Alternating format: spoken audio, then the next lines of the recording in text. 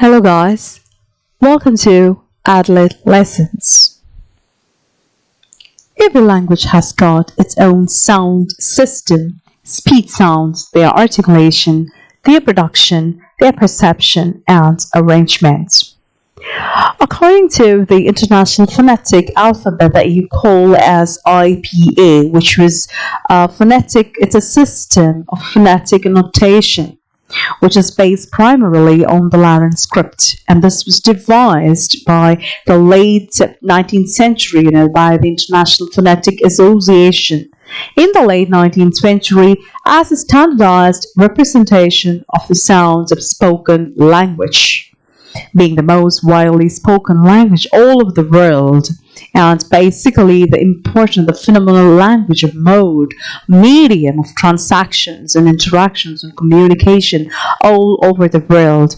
It's indeed a big task. Everyone needs to know the 44 phonemes, the 44 sound units, the sounds, speech sounds underlying English language. Now, out of these 24 sounds, we have already seen in the previous video lessons that 20 of them are produced, they are articulated without any friction. Air passes in and out of your speech organs without any friction, with all your vocal folds and a glottis open position. But 24 sounds, the rest, the 24 sounds, the 24 phonemes as such, they are produced with a structure of some sort of a friction. Some sort of a blockage takes place when you produce or articulate these 24 sounds.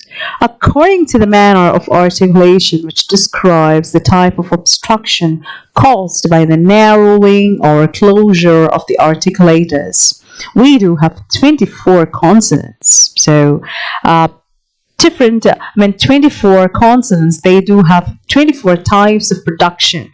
That's why I told you that there are different manners of articulation, and the manner, the way, the procedure, the process involved in production of each consonant sound is in fact defining. According to that, 24 consonants are named technically in different ways. You call them plosives, you call them fricatives, you call them affricates, laterals, rolls, continuants, semiwobbles, nasals, etc. All of these consonants, they are produced with some sort of a friction. The degree or the range or the magnitude of the friction is different in each consonant sound. Accordingly, we have 24 consonant sounds in English. Alright? Sounds made by completely or partly stopping the flow of air by breath out through the mouth, they are called consonants. The articulation of each consonant is different from that of the other. Accordingly, we call them the first set of consonants we call them, see here we have 24 consonant sounds. I will repeat each one of them.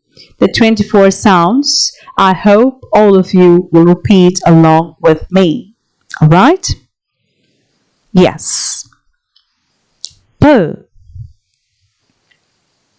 B, T, D, Ch, J, K, G. So here we have the first set of sounds there. We have C. We move on to the next sets where you have other kinds of consonants.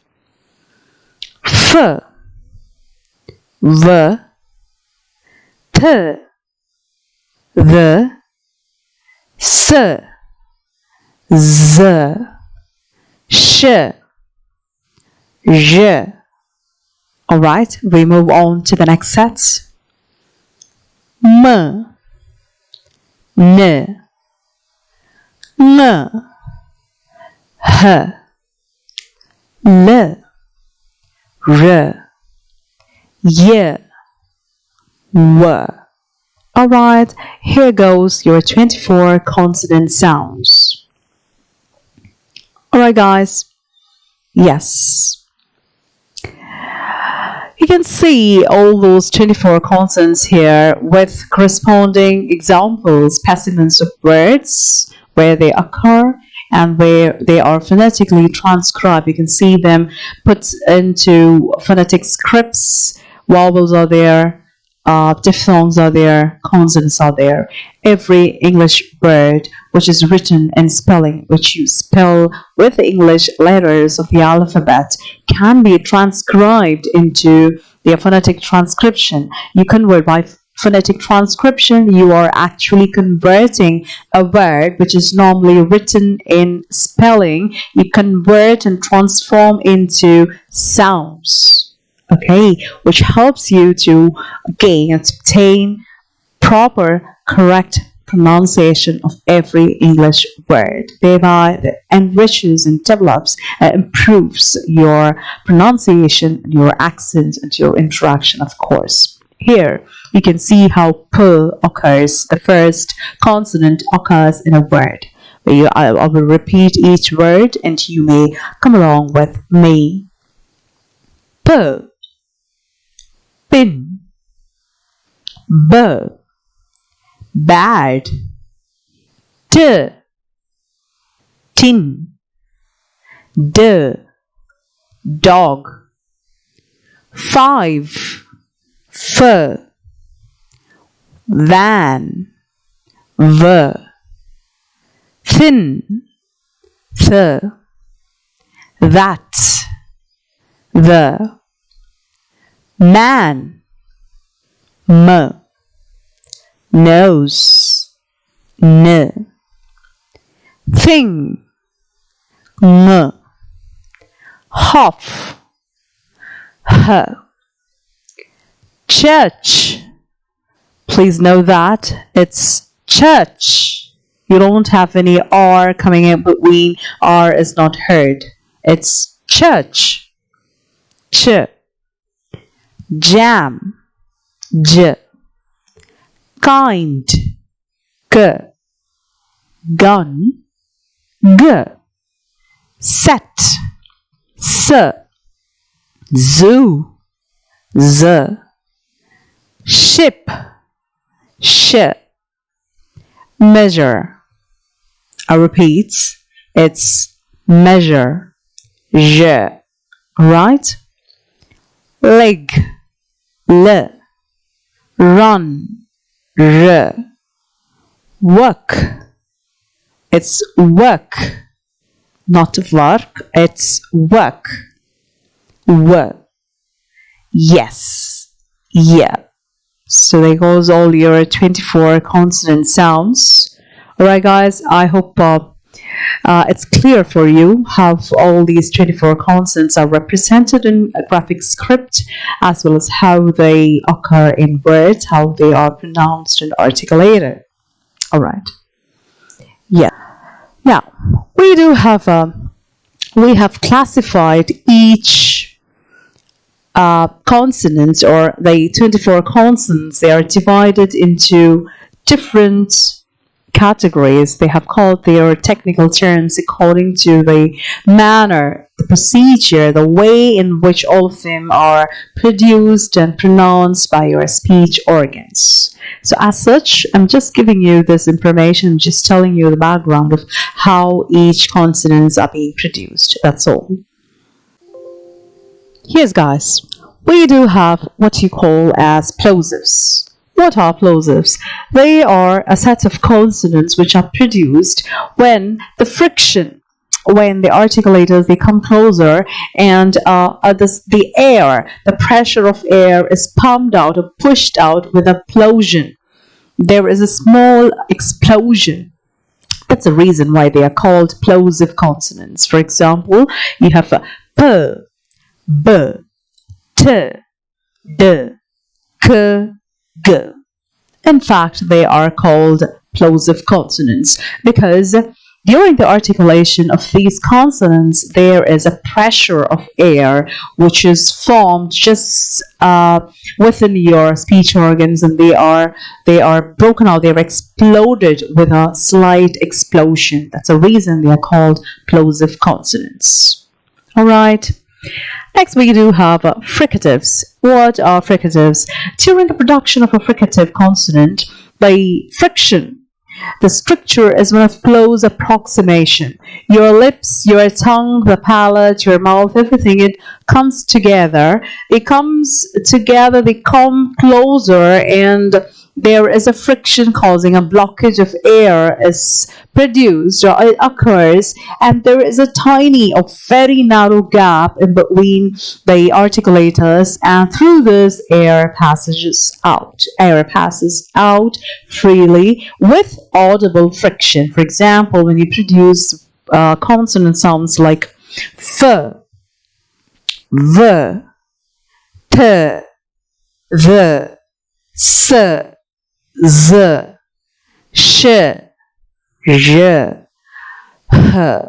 Of course, you just closely observe your speech articulators. You just observe keenly and carefully, understand how the articulators, your mouth, your tongue, your palate, your lips, everything, they come closer together as if the air passage is blocked. But then there is a slight narrow gap in between so that air passes out with audible friction. All right. Yes. We have two sounds called the affricates. Why are they called affricates? They are namely ch and j. Okay, these are the two affricate sounds in English language. During the production of these sounds, the articulators, they come closer as if the stop is not held for any appreciable time, and they're released very slowly.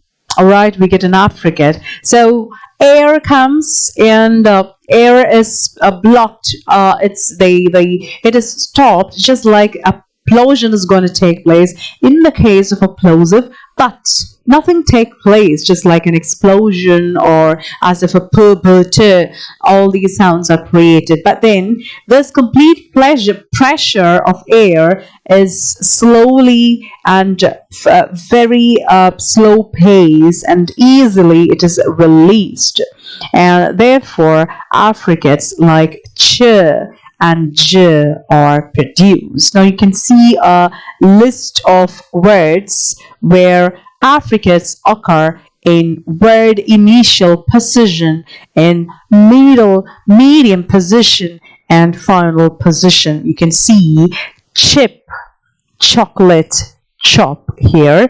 Ch, the affricate ch occurs in the word initial, beginning of the word.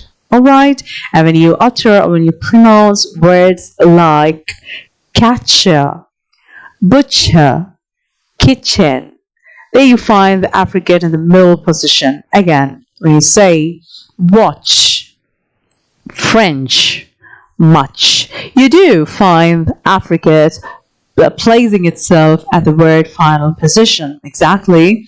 Likewise, you do have jam, jail, jar, where it's the initial position, the consonant j. And of course, religion, energetic, register. So this is in fact where the j affricate comes in the middle position. And finally, you have marriage, large, passage. So there you have the affricate j occurring in the final position. Alright, guys.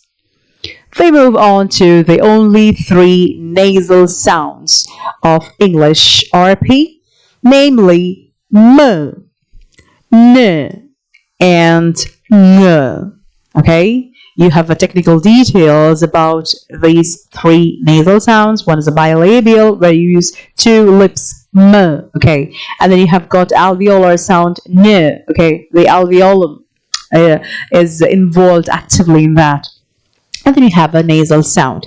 What is peculiar about the nasal sounds? In a nasal consonant, the breath stream is interrupted at some point in the oral cavity or the lips, while the air, instead of going out of the oral cavity, the complete oral cavity has come to a closure at the lips, okay, and air is allowed, the breath the air passage moves out of the nose and it creates a resonance there. So there is complete oral closure when a nasal sound is being produced. The palate is lowered and air passes through the nose. So that's why when you produce sounds like m, n, sn, all right, you just observe closely, have carefully you take care. You can see that the air, the sound comes from your nostrils, or your nasal cavity is actively involved in the production of nasal sounds. All right. Yes, her, you have seen it among the fricatives, but then you have more descriptions on her. It's in fact a glottal stop. You don't use any speech organs. You just produce a sound. You can see for yourself that when you produce a sound, huh, all right, it's a glottal stop. The breath has come to a stop for a while. So this is in fact called as a glottal stop. Again, you can see the words hat, hot, hit, okay, and home. Of course, here you do have the glottal stop, which is in fact a consonant, sometimes clubbed along with the fricatives. It is called the glottal stop. All right, now we move on to the next consonant sound. It's the lateral. Laterals are produced by a structure of complete closure in the center of the vocal tract, but air passes out every one or both sides of the tongue. For example, you say it for yourself, l. I repeat, l. You can see the tongue touches your palate, okay, and there is a complete closure in the center of the vocal tract. L. When you say l, okay, you can see air passes through the two sides of your tongue. So that's the reason it's called lateral. All right, you have words there: milk, love, well, like, fall. Okay, so here it's the lateral in action in all these words. All right. Okay, so here's some details on a visual diagrammatic representation of how a lateral is being produced. The soft palate is raised and the sound is voiced, and air, the breath stream, it's passing out, it escapes through the two sides of the tongue. All right, so there goes your lateral. Yes, we have a frictionless continuant, a frictionless approximant called the r. When you say run, right, wrong, sorry. All right, why? Why is it called a frictionless approximant or a frictionless continuant? In the production of a r, the structure is that of open approximation. You needn't worry about all these background details. I'm just giving you more additional information about each consonant, how they are produced, so that you get more insights into the production and you understand how sophisticated and interesting phonetics is all about. So when you produce red, r in red, read, the active articulator, that is the tip of the tongue, is brought just behind the passive articulator. That's your upper palate, the alveolar ridge, and there is plenty of space between these two articulators, and air passes between them without any friction, and that's why it's called the frictionless continuant. In case of this frictionless approximant, it's also called frictionless approximant, or it is also termed as a frictionless continuant. There is nothing wrong in that. Now, in the case of this frictionless approximant r, we have several other versions like the flap r, tap r, linking r, etc., etc. So I don't intend to make it more complicated, so you need to know this as frictionless approximant r. All right, we do have last two guys there, semiwobbles. Why are they called semiwobbles? There is a reason for that. During the articulation of a semiwobble, in fact, it's a vowel glide, it functions as a consonant. Okay, the articulators, your mouth, your speech organs, they begin by producing a vowel, but then they reach producing in a consonant. For example, you can see that they are phonetically, for example, when you say w and y, they are the two semi-vowels. They are similar to vowels, right?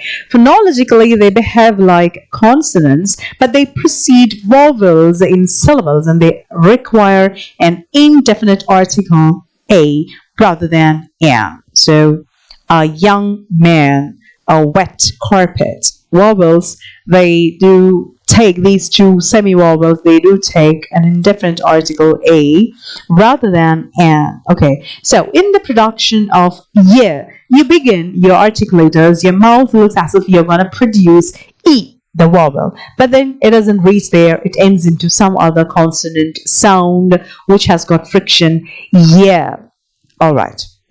When you're going to produce or pronounce a semi-vowel w, your mouth, your lips, they're round as if you're going to produce oo, the vowel, but then later on it glides and form some other consonant sound v. So that's the reason why these two consonant sounds, even though they behave phonologically like consonant sounds, they are categorized, they are considered phonetically as vowels. I repeat the two semi-vowels, w and y. So there we come to an end. You can see how these two consonants are produced, how they are articulated when you say the words way and yes. Alright guys, we come to an end of all the 24 consonant sounds, their technical terms, how they are called as, and how they are produced, what are the variations and the distinctions, and what are the different procedures involved in the production of each consonant, and why do they have such names and all those technicalities. All right, guys. So we have the chart here. It's a collaboration of both the two video lessons that you have learned, all those information that have been packed onto you, registered into you. You have got the phonemic charts here, where you have the 44 phonemes, the 44 speed sounds of English language. I hope this would be, I'm leaving these two slides for you to practice on your own. And you can see the 12 monophthongs or pure vowels on one set. And you do have the diphthongs, the 8 diphthongs as another set. And you do have the big, vast set of 24 consonants of English RP. Do take this and spend a couple of minutes to articulate each sound and find yourself how different all these 44 phonemes are. Alright, I do have one more chart, the same thing, where you can find all the sounds here, the vowels. It's practice session for you. You can look at this and find out, try to articulate and feel the difference and experience how speech organs, breath stream, how your oral cavity and nasal cavity, they involve and they take part in the production of 44 phonemes of English RP, where you have already learned the 26 alphabet, the letters of the English alphabet. We do have only that, but for these 26 letters of English alphabet, we do have the RP furnishing you with plenty of sounds, speech sounds, where you call them the vowels and the consonants. So for 26 letters, interestingly, we do have 44 sound units. Alright guys, leaving two beautiful quotes for you to ponder and contemplate on that. One is by a great writer called Jhumpa Lahiri, where the writer says, a foreign language is like a frail, delicate muscle. If you don't use it, it weakens. It tells you that what is the writer intends to convey to you that practice makes every language your own language, and you become an adept and you attain expertise in using, in interacting, or in mastering every language, though a foreign language, though a different tongue from your own native tongue. Of course, anything and everything is never impossible without practice. All right, guys, leaving one more beautiful quote for you. Yes, art is the body's pronunciation of the soul. So you understand the importance of pronunciation, learning a foreign language, and how interesting, intricate, and engaging learning pronunciation and different languages is all about. All right, guys. Thank you so much. Thank you for watching. See you in the next video lesson.